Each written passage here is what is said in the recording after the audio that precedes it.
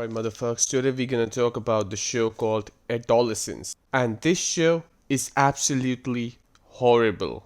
It's what I would have said, motherfuckers, if it was horrible. But this show is actually very good. I do think that they could have done a lot more with this story if they didn't do the one-shot takes that they did because they were restricted to one location in every episode. But I think doing that did add a very unique element to the film that made it stand out. Obviously, it's very hard to do one takes, but I do think that it's not as hard as some people might think because that's what they do in live plays as well. Of course, there is a camera that's moving around and everything with the film, but the thing to keep in mind is that they can do retakes if they mess up. It will be annoying, but they can do it. So therefore, motherfucks, it's not as hard as some people might think. It's hard, but not as hard.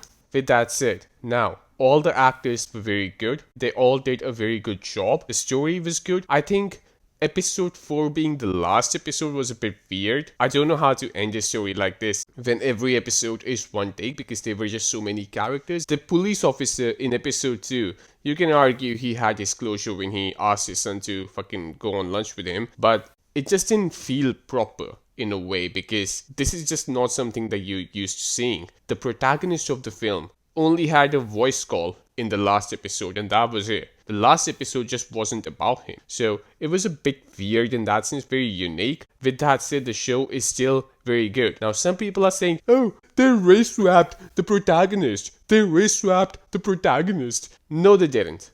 No, they didn't. You know how I know that? I know that because the story is fictional, motherfucks. So they can't possibly race swap anybody because the story is fictional. How can someone be so stupid? And of course, it raises a lot of questions, man. It raises lots of questions. I say that this has been going on since like what, the last fucking 10 years at this point. All this manosphere nonsense. It has been going on since quite some time. And it's not gonna end anytime soon. It's not gonna end anytime soon. You know why it's not gonna end anytime soon? Because for it to end, a lot of people will have to accept that they did something wrong, that they believed in something wrong. And it wasn't their fault.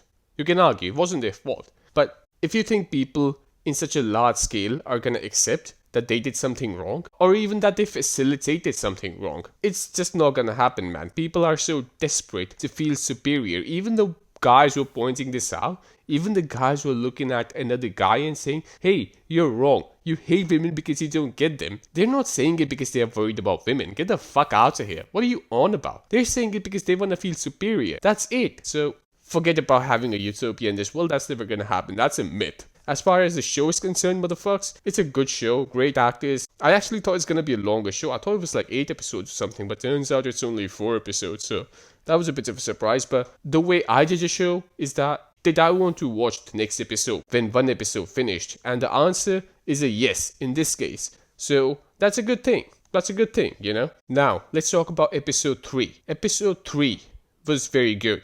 And the reason I say that is because there were lots of moments in that episode that were subtly sexist towards the psychologist. And that was very, very well done, man. That was very well done. The only problem I have with this show, I would think, is that maybe the protagonist could have been a bit older. I think it would have made more sense if it was someone who was 16 or 17, even 15, man. 13, I think, is just a little too young. And now you might say, that was the point. That was the point. I don't care what the point was. I know it was intentional, obviously. Obviously, the writers knew that they're writing a 13-year-old kid. I just don't prefer that. I prefer someone who's 15 or 16, you know? And the reason I say that because I have been 13 years old and I have been 16 years old. I think I just had a lot more consciousness when I was 16 in a way. And that's why I say that, you know?